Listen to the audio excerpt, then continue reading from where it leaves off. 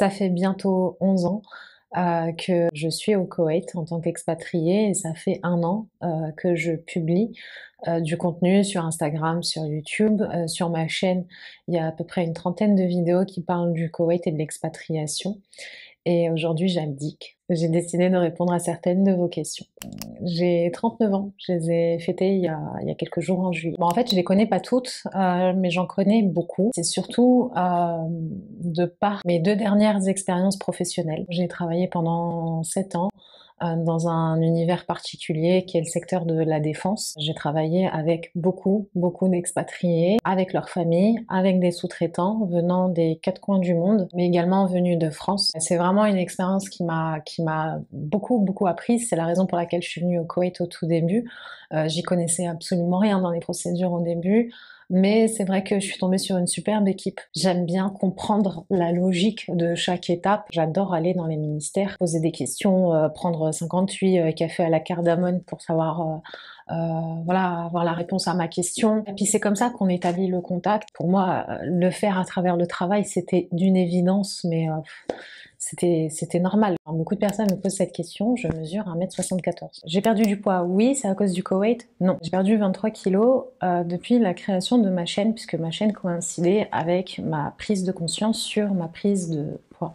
Je sais pas si ça se dit, mais vous avez compris le truc. Après, c'est quelque chose que quand on arrive en tant qu'expatrié, qui est pas évidente à faire. En général, quand on arrive, on prend du poids. On Oups. prend genre, je sais pas, 4, 5, 10 kilos, 15 kilos parfois, même plus, parce que la bidoche est pré-adaptée à tout ce qui est livrable. Pratiquement tout se livre au Koweït. Donc c'est assez facile, c'est pas forcément très cher, mais ouais, les sushis, les burgers et machin. Non, je suis pas célibataire. Je porte pas la bague autour de mon doigt, mais autour de mon cou. Et vous devriez le savoir si vous avez regardé mes autres vidéos.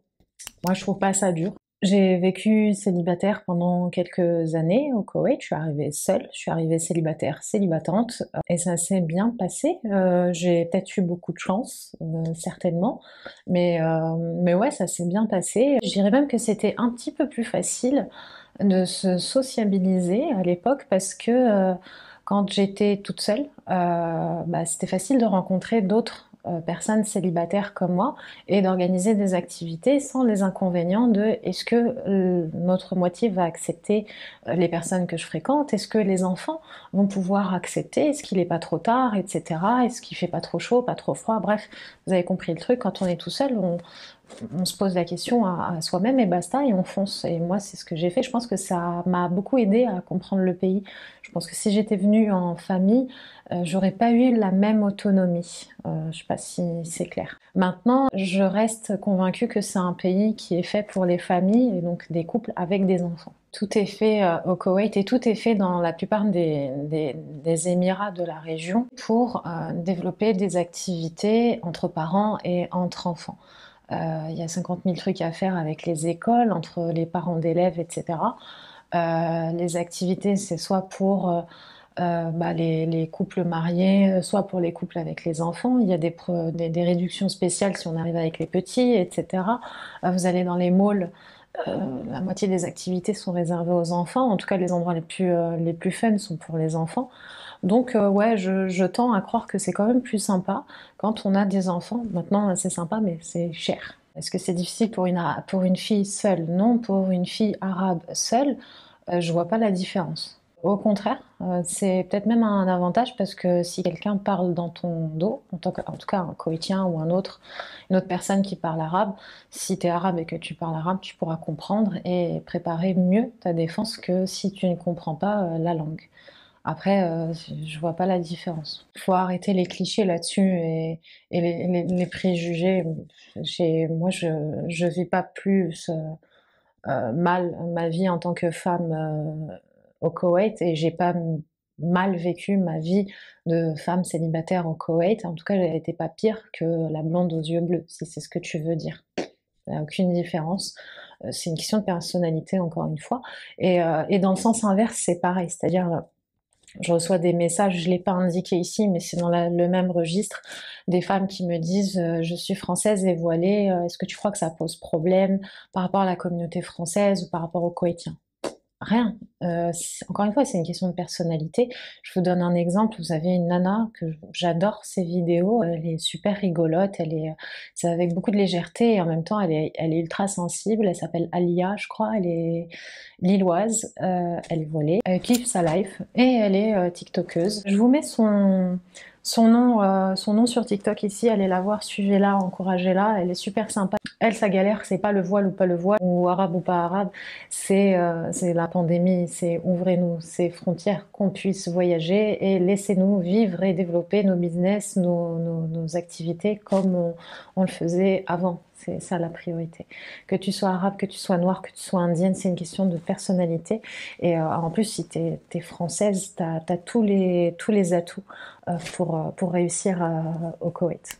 Euh, J'en ai rien à foutre. Moi, je me trouve au contraire très féminine avec cette coupe Wow. et avec le style que j'ai. Bon, non, j'ai pas d'enfant et c'est pas à l'ordre du jour. Non, je ne fais pas de podcast.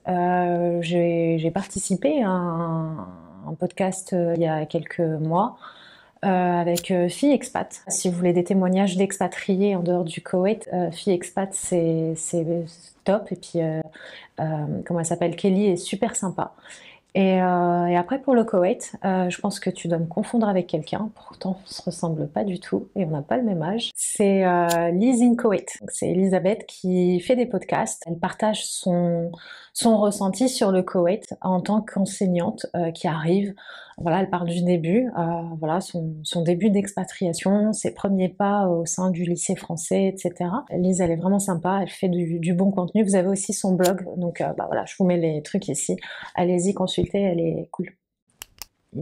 J'ai absolument pas honte de mon prénom, au contraire, je l'adore. C'est un de mes prénoms préférés de la vie, j'adore ce prénom, Leïla. Oui, effectivement, mon compte sur YouTube, c'est Leïla Belgator. Belgator, c'est bien mon nom de famille, j'ai pas caché quoi que ce soit. Mais oui, sur Instagram, j'ai décidé de modifier le nom de mon compte en French in Kuwait, puisque j'ai décidé de passer à un compte créateur. Tout lié à l'expatriation et ou l'expatriation au Koweït. Et les premiers destinataires des messages que je diffusais au tout début, c'était les Français au Koweït. Je ne voyais pas l'appeler en français les Français au Koweït parce qu'en général, bah voilà, quand on cherche un truc au Koweït, on va le chercher en anglais. Enfin, pour moi, c'était logique. Donc j'ai mis French in Koweït, mais j'ai aussi mis mon prénom. On va vérifier. Non, au contraire, j'adore ça et il y a beaucoup d'expatriés qui te diront la même chose. Quand tu commences, c'est difficile de s'arrêter et souvent le retour fait mal parce que c'est à la fois un confort et un challenge personnel qu'on se met. Et moi, j'adore ça. J'aime bien les Libanaises, j'aime bien les Algériennes, mais je suis ni l'un ni l'autre, je suis française d'origine marocaine. Voilà. Ou quoi? Et comme je l'ai déjà dit, il fait super chaud dehors, donc on sort pas beaucoup. J'ai pas vraiment de raison de sortir. Je travaille depuis la maison, puisque je travaille beaucoup dans le digital. Et voilà. Non, il est français. Ah, bah, c'est gentil, merci. Je parle bien, je parle bien français, oui. Bah, merci l'éducation nationale. Merci maman de m'avoir fait réciter tous mes devoirs, tous mes exercices, toutes mes dictées quand j'étais petite. Mais pour moi, c'est évident de parler français correctement quand on est français. C'est vrai que c'est pas le cas de tout le monde. Mais pour moi, c'est le cas. Donc, si tu l'as remarqué et si d'autres l'ont remarqué, tant mieux. J'évite, en tout cas, j'essaye d'éviter les fautes. J'essaie de les corriger, même si j'en ai fait pas mal ces derniers temps sur Insta. Et je suis vraiment désolée. Les Parisiens n'ont pas d'accent. Ça répond à ta question. Non, j'ai appris à l'école, j'ai appris lors de mes expériences professionnelles, de mes stages, je sais pas, que ce soit en Angleterre, j'ai été quelques mois aux États-Unis, j'ai vécu 2 ans en Inde. C'est pas le meilleur pays pour apprendre l'anglais avec l'accent anglais, mais t'apprends quand même pas mal de choses. Et ici depuis 11 ans, donc oui, il y a un moment donné où tu finis par parler anglais, mais la base, c'est l'école.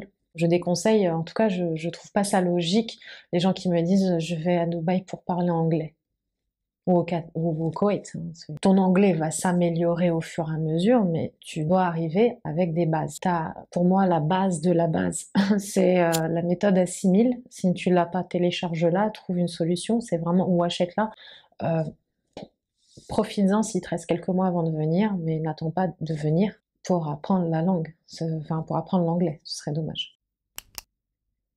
Oui, tu vas trouver, je sais pas, de quoi dépanner une école, une ambassade pendant quelques semaines, quelques mois, parce qu'ils ont besoin de mains complémentaires pour une petite mission pour dépanner, qui va te faire gagner, allez, 300 KD, 400 KD, grand maximum si c'est du temps plein pendant un mois. Et si tu veux trouver un véritable emploi, et je pense que c'est plutôt dans ce sens-là que tu le dis, euh, mon premier conseil, c'est d'aller sur LinkedIn, d'aller sur les sites de recherche d'emploi et de vérifier par rapport à tes compétences, par rapport à ton CV, ce qui te correspond le plus et de postuler. Et là, d'être invité par ton employeur et pas par ton mari. Alors, il y a des cas particuliers, il y a des femmes qui arrivent ici en tant que voilà, sponsorisées par leur mari ou en touriste qui ont fait des allers-retours et qui, dans un coup de chance parce que leur profil est tellement particulier et recherché,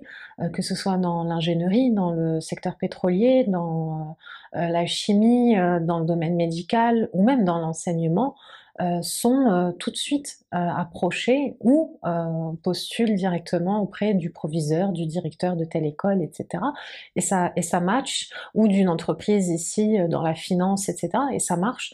Et du coup, ces personnes-là font leur transfert de visa ou sortent du pays pour être invitées par leur employeur. Mais, euh, mais ça, pour faire ça, il faut partir d'une véritable recherche d'emploi. Oui, ce n'est pas une question, c'est un commentaire, mais je tenais à y répondre. Numéro 1, je ne travaille pas à l'ambassade. Numéro 2, je n'ai aucun lien avec l'ambassade. Numéro 3, je ne suis pas affiliée ou sponsorisée par l'ambassade. Je parle de l'ambassade de France au Koweït, évidemment. L'ambassade qui ne fait rien, c'est faux. L'ambassade fait des choses.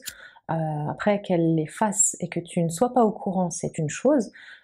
Qu'elle fasse des choses et que ces choses-là ne te plaisent pas, c'est une chose. Si tu veux te plaindre, prépare ta réponse de manière constructive, efficace, et envoie-la au bon destinataire parce que c'est définitivement pas moi. Quant à ceux qui m'envoient des messages sur Instagram en me disant l'ambassade ne me répond pas, ça fait des semaines, je sais pas comment vous faites pour les contacter, honnêtement, parce que moi je les contacte. Alors oui, des fois la réponse elle met 3 semaines avant d'arriver, mais je finis par avoir ma réponse. Ce qui pose problème, c'est plutôt que la réponse ne plaise pas aux gens qui posent des questions. Et ça, c'est un autre sujet. Si l'ambassade ne répond pas favorablement à votre demande, c'est un autre débat, ça ne me concerne pas. Si l'ambassade ne répond pas à votre question et vous voulez passer par un biais, par un canal un peu plus populaire, n'hésitez pas à le faire avec moi. Je publierai, je partagerai, je communiquerai là-dessus pour les pousser à vous répondre, mais ils finissent par répondre et ils finissent en général par trouver des solutions. Alors, c'est là tout le cliché qu'on a sur le Koweït. Les gens comme moi, ça veut dire quoi? Je vois pas de quoi tu parles. Il y en a plusieurs qui me disent ça, devraient être à Dubaï et pas au Koweït, dans le sens où chemise blanche égale Dubaï et petite main dur labeur égale Koweït. Non, moi je trouve que j'ai tout à fait ma place ici. Il m'a fallu des années et beaucoup de galères et d'expérience pour l'acquérir. Et, et ce serait dommage de ne pas l'exploiter à 100% et en faire bénéficier et les personnes comme vous et certaines entreprises dans l'administration et la gestion de leur personnel ou la gestion de leur activité et le développement de leur business au Koweït.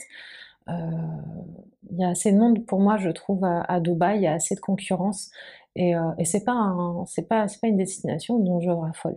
Bon, peut-être que dans un an j'y serai et je m'éclaterai, mais pour l'instant c'est pas le cas. Je laisse volontiers la place aux autres et je me concentre sur des pays comme le Koweït qui m'intéresse, où là il y a tout à faire, tout à construire.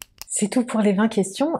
C'est assez sympa de répondre, je trouve. Ça donne du contenu assez intéressant pour ceux qui vont arriver. Mardi prochain, je publierai une autre vidéo avec 15 à 20 questions qui concernent le logement, les visas, l'expatriation, l'installation, bref, toutes les questions qu'on a l'habitude de me poser et pour lesquelles bah, je trouve que les réponses pourraient être partagées parce que ce sont les mêmes pour beaucoup de personnes qui vont arriver. Donc c'est mardi prochain à 18h. En attendant, je vous souhaite une bonne semaine, restez curieux, restez prudents et pour ma part, rendez-vous vendredi pour une prochaine vidéo.